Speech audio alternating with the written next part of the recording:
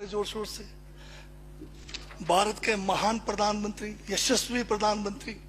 अब मैं ये पूछना चाहता हूं, भूटान को 10,000 करोड़, मंगोलिया को 70,000 करोड़, बांग्लादेश को 15,000 करोड़, मॉरिशस को 5,000 करोड़, नेपाल और अफ्रीका के देशों को 39 अरब करोड़, सरदार स्टैच्यू को 3,000 करोड़, उद्योगपतियों का ऋण माफ करने के लिए 5,55,000 करोड़, मोदी की विदेश यात्राओं पर 25,000 करोड़ और बीजेपी का मुख्यालय का 350 करोड़, मोदी और बीजेपी के विज्ञान पे 5,000 करोड़, मोदी की सुरक्षा में 24 घंटे में 1 करोड़ रुपए दिन का खर्च कर रहे हैं और साल में 591 करोड़ 30 लाख रुपए आप खर्च कर रहे हैं। और पिछले 5 सालों में कुंभ के मेले में 15,000 करोड़ और यूएसए के प्रेसिडेंट ट्रंप को नमस्ते करने के लिए 100 करोड़। तो ये यशस्वी प्रधानमंत्री है क्या? इस किस्म के प्रधानमंत्री को यशस्वी कहेंगे? आपने जो है भारत को उच्चतम बेरोजगारी के दर पर पहुंचा दिया है।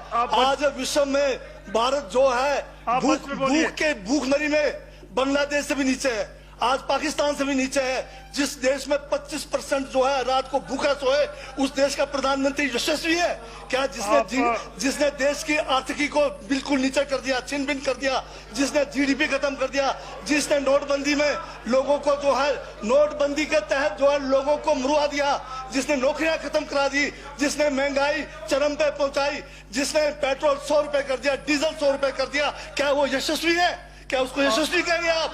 यशस्वी प्रधानमंत्री है आपका, जिसने भारत के सैनिकों को शहीदों की संख्या पिछले 30 सालों में सबसे ज्यादा है। क्या ये यशस्वी प्रधानमंत्री है?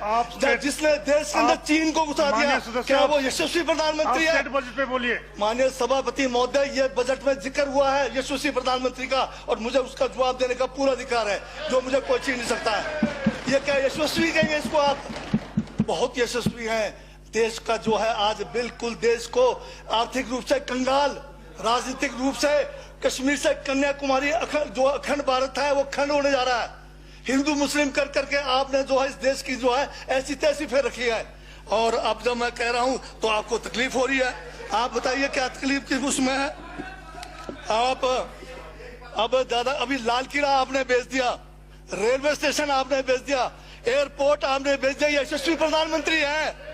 कोयले के खदाने आपने बेच दिया, रेलगाड़ी आपने बेच दिया, बंदरगाह आपने बेच दिया, बेकिस्मती जमीनें आपने बेच दी यशस्वी प्रधानमंत्री जी ने। और कहते हैं कि देश बदल रहा है, देश बिक रहा है। महाराज ये कहिए देश बिक रहा है। LIC तैयार है बेचने के लिए, IDB भी तैयार है, ये जो एयर इंडिया तैयार रखा हुआ है, BSNL बेचने वाले हैं, ONGC बेचने वाले हैं। छोड़ने वाले क्या? आखिर में ये देश को भी बेच के चले जाएंगे। क्या है उनका? एक झोला है, झोला लेके चल पड़ेंगे। ये है आपका यशस्वी प्रधानमंत्री। ये यशस्वी प्रधानमंत्री है। दाढ़ी बढ़ाने से टैगोर नहीं बन जाते। टैगोर के गुण लाने के लिए दोबारा जन्म लेंगे 100 बार तब भी नहीं आएगा।